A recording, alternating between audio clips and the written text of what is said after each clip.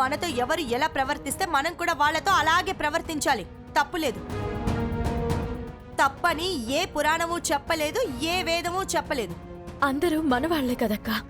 అవును, అందరూ మనవాళ్లే. కానీ అందరూ మనలాంటి మనస్తత్వం కలవాళ్ళు కాదు కదా. వాళ్ళింకా మారరు. మార్చాలని నువ్వు ప్రయత్నం మాత్రం చెయ్యొద్దు. అక్క, నేను గెలవడంలో ఓడిపోవచ్చు, కానీ ప్రయత్నించడంలో గెలుస్తూనే ఉన్నాను. ప్రయత్నిస్తూ నా వాళ్ళని మార్చుకుంటాను. సమస్యలన్నింటికీ పరిష్కారం తొందరలోనే దొరుకుతుందక్కా. సంతోషపెట్టే నిజాలను బయటికి చెప్పుకోవచ్చు, కానీ బాధ పెట్టే నిజాలను బయటికి చెప్పకూడదు. నా మాటని కాదనకక్కా. వాళ్ళ గురించి జీవితాంతం త్యాగాలు చేసుకుంటూ పోతూ ఉండు. అత్తకి బుద్ధి రాదు, భర్తకి మనసు రాదు. బావ నా వాడవుతాడు. నన్ను దగ్గరికి తీసుకుంటాడు. చూస్తూ ఉండు.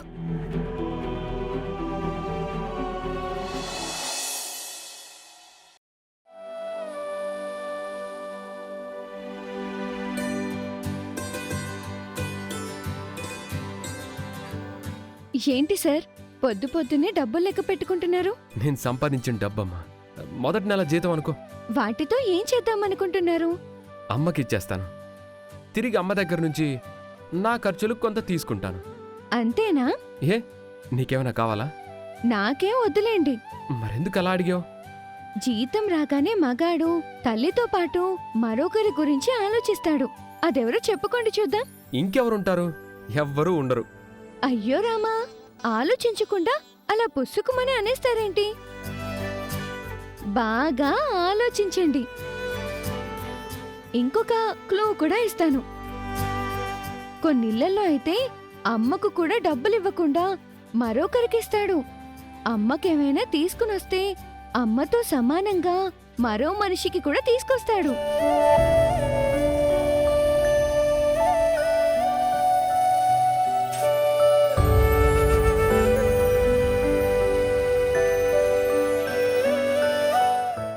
గుర్తొచ్చింది కదా? Very good. కానీ ఇప్పుడు తను నా భార్య స్థానంలో లేదు. తన గురించి నేను ఆలోచించాల్సిన అవసరం కూడా లేదు. అమ్మతో సమానమైన స్థానం ఇవ్వాల్సిన అవసరం అంతకంటే లేదు. సరే, ఇవ్వకండి. సాటి మనిషిగానైనా గుర్తించండి. దారిలో పోయే వాళ్ళందరికీ మనం సంపాదించే డబ్బులతో సాయం చేయాల్సిన అవసరం లేదమ్మా. మీరిలా ఆలోచించారంటే అవని గారి ముందు మీరు చీప్ అయిపోతారు. నేనెందుకు అవుతాను? అవని గారికి జీతం రాగానే మీకోసం ఏం తీసుకొచ్చారు?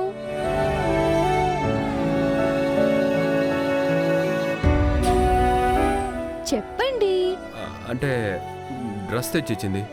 ఇప్పుడు మీకు జీతం వచ్చింది కాబట్టి మీరు కూడా ఏదైనా కొని పెడితే చెల్లుకి చెల్లైపోతుంది.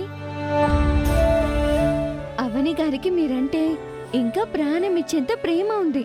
మీలో ఆ ప్రేమ చచ్చిపోయింది, కాదనడం లేదు. కానీ మీరు ఆమె దగ్గర నుంచి తీసుకోవడమే కాకుండా తిరిగిచ్చారనుకోండి, మీ గౌరవం మీరు నిలబెట్టుకునేవారవుతారు. అవని మేడంకి మీరంటే ప్రాణం ఇచ్చేసేంత ఇష్టం ఉంది. మీలో ఆ ఇష్టం చచ్చిపోయింది. నేను కాదనడం లేదు. కానీ మీరు కూడా ఆమె చేసిన దానికి బదులుగా ఏదైనా చేశారనుకోండి, మీ పరువు నిలబడుతుంది. మీరెందుకు తగ్గాలి సార్? మీరెందుకు మాట అనిపించుకోవాలి సార్? అసలే మీరు మాట పడనివారు. నేనేమన్నా తప్పుగా మాట్లాడానా సార్? లేదమ్మా, బాగా ఆలోచిస్తే నువ్వు చెప్పిందే కరెక్ట్ అనిపిస్తుంది. నేనెందుకు తగ్గాలి? నేను కూడా తనకి ఏదైనా గిఫ్ట్ కొనిస్తాను. సూపర్ సార్, వెంటనే అవని గారి దగ్గరికి వెళ్దాం. పదండి పదండి.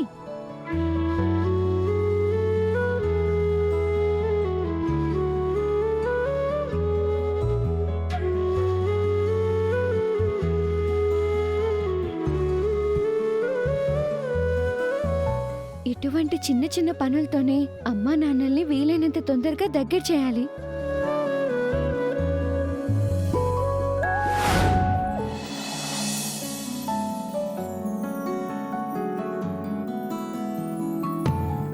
ఓ, వాట్ ఎ సర్ప్రైజ్! రండి రండి. లోపలికి అవసరం లేదు. అర్చన, విషయం ఏంటో చెప్పు. లోపలికెళ్ళి మాట్లాడుకుందాం సార్. వద్దమ్మా. అబ్బా పదండి సార్. హే,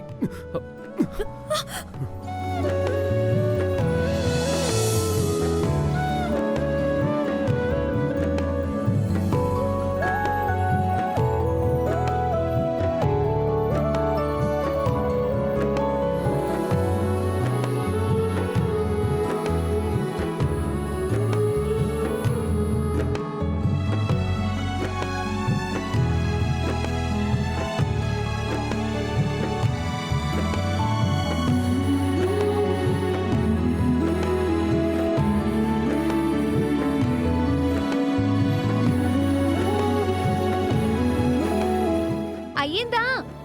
ఇంక నేను తిరగొచ్చా?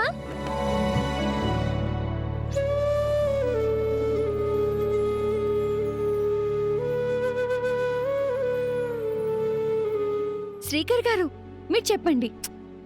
నువ్వే చెప్పమ్మా. ఆహా, మీరే చెప్పండి. అబ్బా ఎవరో ఒకరు చెప్పండి, ఏంటి విషయం? నువ్వు నాకు మొదటి జీతంతో డ్రెస్ తీసుకొని వచ్చావు కదా, అవును. ఇప్పుడు నాకు మొదటి జీతం వచ్చింది. అందుకే.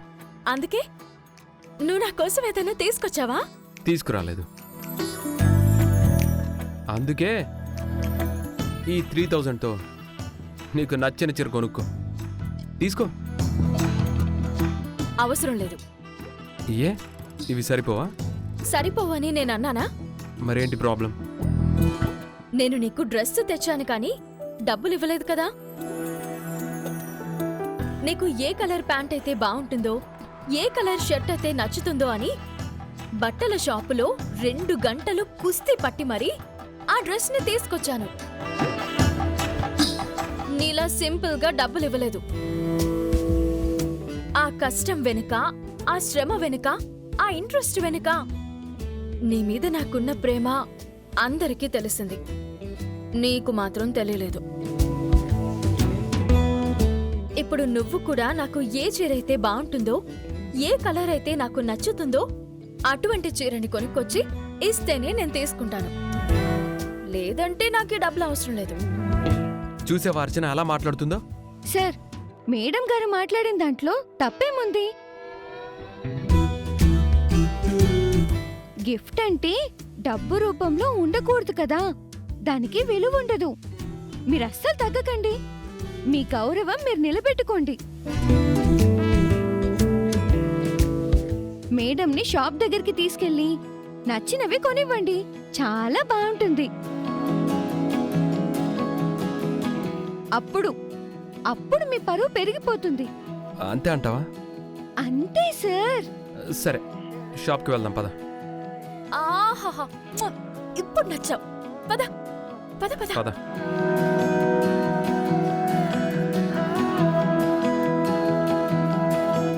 ఆటో.